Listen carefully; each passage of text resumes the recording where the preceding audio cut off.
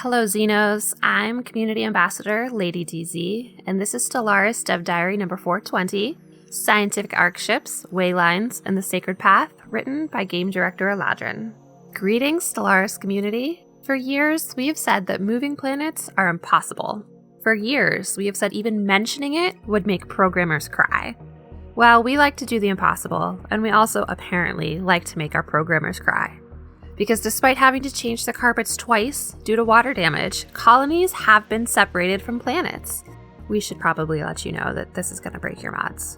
In case you missed our announcement earlier this week, Stellaris 4.4 Pegasus and the Nomads expansion will be released on June 15th. Alfray Stryke is here with more details. Hi folks, roughly a year ago, I spoke to you about ships that were made out of meat. Today we're instead talking about ships that aren't made of meat, namely Arkships and Logistic Ships.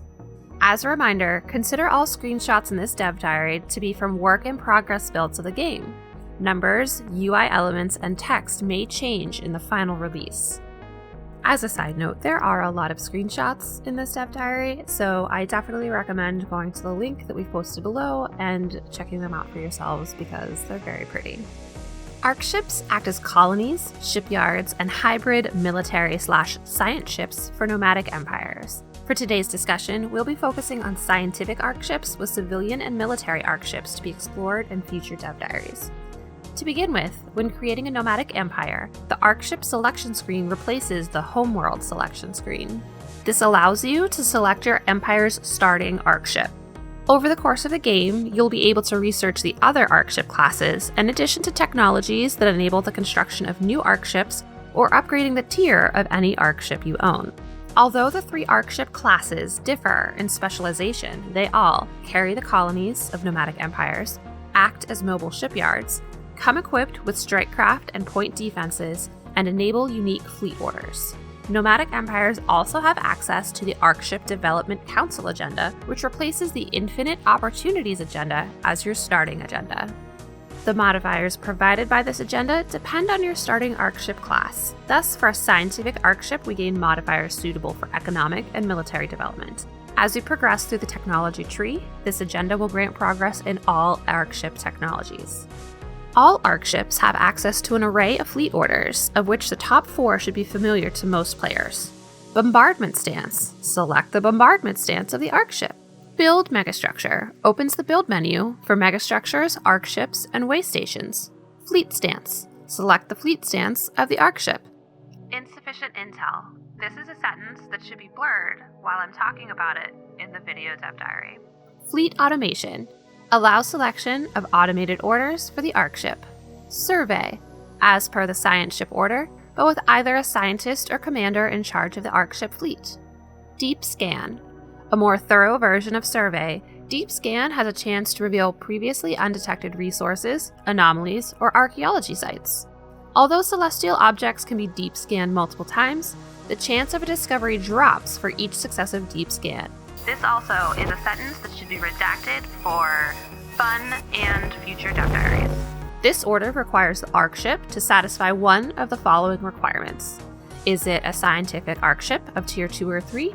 Is it equipped with an advanced sensor array module? Is it equipped with a subspace imaging spinal mount? Like Survey, this order requires that the Arkship fleet has a leader in charge. This is another bullet point that should be redacted. This is another bullet point that should be redacted. Spinal Mount Ability. Most spinal mounts that can be constructed on an Arkship grant an additional special ability. Do note that Arkships cannot research anomalies, archaeology sites, or astral rifts, but can complete some special projects. This is because we don't want your entire colony being eaten by a dimensional horror or what other evil our content designers have made for the last decade. For researching anomalies, archaeological sites, astral rifts, and special projects, nomadic empires still have access to science ships. As Arkships are unique, we felt it appropriate to give them a custom UI for their design and upgrading, which is found in the Ship Controls tab of the Colony UI for Arkships. This tab replaces the Armies tab. The top of the UI shows the Arkship class and tier, current HP, armor, shields, pops, and cloaking detection if your First Contact DLC is enabled. To the right, you have buttons to upgrade the Arkship tier and view the currently equipped ship components. Note that components on an Arkship are automatically upgraded depending on researched technologies. To install additional components or add additional functionality to the Arkship, you can build either internal systems or external modules. The category of systems are aura emitters, colony support, defenses, economic support, naval support, and utilities. As an example, here's the Ancient Suspension Field module, which adds 3 times large Ancient Suspension Field components to the Arkship. There's a screenshot here you should probably go look at. The categories of modules are energy weapons, missile weapons, naval support, point defense weapons, projectile weapons, strike craft, and utilities. As an example, here's the Advanced Sensor Array, which increases the effectiveness of the Arkship sensors. There's another screenshot here you should go look at. Finally, Tier 3 Arkships can equip a single spinal mount located between the habitable arms of the Arkship. These are powerful late-game installations designed to be mobile kilo structures. Today we'll show off the Capital Shipyard and the Subspace Imager. The Capital Shipyard does not grant access to any spinal mount ability. Instead, it acts as a mobile kilo shipyard, improving the construction speed of the Arkship and construction queues available. The Subspace Imaging Array is the ultimate mobile sensor array, capable of tracking enemy fleets at incredible ranges. In addition to the modifiers it provides, it also enables the Subspace Image System fleet order. This allows the Arkship to deep scan an entire system at once, with a much higher chance of success, while also having the chance to discover previously undiscovered hyperlanes or wormholes. Logistic ships are the nomadic replacement for construction ships. They are primarily used to construct new waystations, collect resources from waystations, conduct special projects that require construction ships, and this is another part of a sentence that should be redacted in our video dev diary. Although logistic ships can construct megastructures, they are incapable of building new Arkships. Unlike construction ships, the maximum number of logistic ships a nomadic empire can support is restricted by technologies and their waylines. Each logistic ship has an internal resource stockpile which is transferred into your empire stockpiles whenever they visit an Arkship. This stockpile can be viewed both in the Fleet UI for logistic ships and the Outliner. The collection of resources from waystations and dropping them off to Arkships can be automated. Perhaps Alfray lied a little when he said that we're going to be talking about ships that aren't made of meat. When using a biological ship set, these ships will in fact be made of meat. Waystations are how nomadic empires exert influence over a system without claiming it as theirs. Depending on the installed modules, waystations collect resources from celestial deposits, observe pre-FTL civilizations, allow for megastructure construction, and more. All waystations, regardless of level, use your station capacity. This differs from station capacity for star bases, where outposts are exempted. Incidentally, we're looking at having orbital rings and deep space citadels use 1 and 3 station capacity respectively.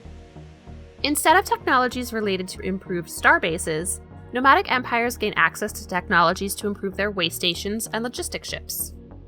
If multiple waystations are built in neighboring systems, they will automatically form a wayline, appear in the outline as a single entry, with a dedicated UI to show all waystations in that wayline. Depending on modules installed on the waystations, waylines are capable of propagating modifiers to systems and empires connected to them. Nomadic empires can build waystations in systems owned by settled empires, though doing so will incur opinion penalties, scaling with the number of waystations present and various policies of the empires involved. To remove this penalty, nomadic empires can sign diplomatic agreements with settled empires to allow waystation construction within their systems. Likewise, 2 nomadic empires with neighboring waylines can also sign a wayline pact. Regardless of the empires who have signed the agreement, a wayline pact allows for both to benefit from the wayline modifiers of the other, and for their waylines to propagate each other's wayline modifiers. Now we pass the dev diary on to PDS Boj to discuss the next of our nomadic origins. PDS Boj is a content designer on Stellaris, here to talk about the Sacred Path, the new spiritualist origin in our upcoming Nomads expansion. Nomadic empires are defined by their wandering, but what if your wandering had a purpose? The Sacred Path is an origin for spiritualist empires whose ancestors left behind a set of star charts, marking a number of sacred sites scattered across the galaxy. Your people believe they are duty-bound to find them all. Whether that duty is divine obligation, historical curiosity, or just a really old story someone wrote down once, well, that's for you to discover. When you start with a Sacred Path, your Arkship comes with a unique district specialization, the Consecrated Community. This replaces your standard civilian jobs with 3 new roles that reflect your empire's spiritual hierarchy. High Pilgrims are your elite clergy. They produce unity, and they are very serious about the path. Devoted Adepts are specialist researchers and interpreters of scripture. They also make your ships faster, which I find very on brand for a nomadic priesthood. Faithful Acolytes are the everyday faithful. They keep the lights on and food on the table, which even the most devout pilgrim appreciates. Your first decision comes almost immediately. After 5 days of travel, your council brings the ancient star charts forward and asks the question everyone has been avoiding. Are you following this pilgrimage out of faith, or are you going to chart your own path? This choice influences which of your 3 classes benefits most early in the game, so it's worth thinking about your playstyle before you click. From here, the origin unfolds as a series of special projects. Survey sacred sites, each one a remnant of your ancestors' journey. We won't spoil all of them, but we will say that each site has a distinct identity and asks you a different question about faith, history, and what your empire actually believes. A few highlights. The Cradle is a sacred location where your ancestors supposedly received divine guidance, except there's no physical evidence of any presence whatsoever. You can declare the faith validated anyway, or accept that history may have been embellished somewhere along the way. Both choices have consequences. The Intelligence is an ancient AI that greets your survey team with a message. Worship is enabled. Peace may now commence. You can venerate it, bring it aboard your Arkship, or destroy it. After visiting all sites, your empire faces its defining moment. Was any of this real? Did the ancestors receive divine guidance, or did they just write down a very compelling story? The Sacred Path is an origin for players who want their nomadic run to feel like a journey, one where the choices you make along the way shape not just your modifiers, but how your empire understands itself by the end of the game. I'm really proud of how it came together, and I'm excited to see which endings people gravitate towards. My bet is on the Intelligence evoking some strong opinions in the community. And that's all from PDS Bolge for now. At this point in the Dev Diary, there's a table with a non-exhaustive preview of the Dev Diary schedule, subject to slight changes if we suddenly remember a feature. On May 7th, we talked about 10 years of Stellaris, Utopian Abundance, and the Voidfarer's origin. Today we've covered an Arkship overview, Waylines and Logistic Ships, Scientific Arkships, the Spinal Mart Capital Shipyard, and the Spinal Mount Subspace Imaging Array, and the Sacred Path origin. On May 21st, we'll be looking at contracts, life on the Arkship, operational reserves, civilian Arkships, Spinal Mount's planetary reprocessor, nomadic empires and kilostructures, and the Forever Crew's origin. May 28th will bring Defender of the Galaxy, Champions Forge Live, Nomadic Paragons, the Military Arkship and Arkship Combat, Spinal Mount Devastator Mount, and the Heirs of the Khan origin. June 4th, we'll see Stellar Canyon, Civics, Spinal Mount Exodus Jump, Embarking and Settlement, and a new pre-scripted empire. June 11th sees the Nomads and 4.4 Pegasus preliminary release notes, and a little bit more about the Spinal Mount Stellar engine. After release, June 18th, Nomads have arrived, and what's next? And on June 25th, we're going to take a look at the Art of Nomads. So next week, we'll be taking a trip on the Forever Cruise, go over contracts and life on an Arkship. We'll also take a closer look at the civilian Arkship and reveal another Spinal Mount. Feel free to click over to the Paradox forums to read this dev diary in its entirety, as well as see the number of screenshots that our devs have included. That's it for now, and we'll see you next time.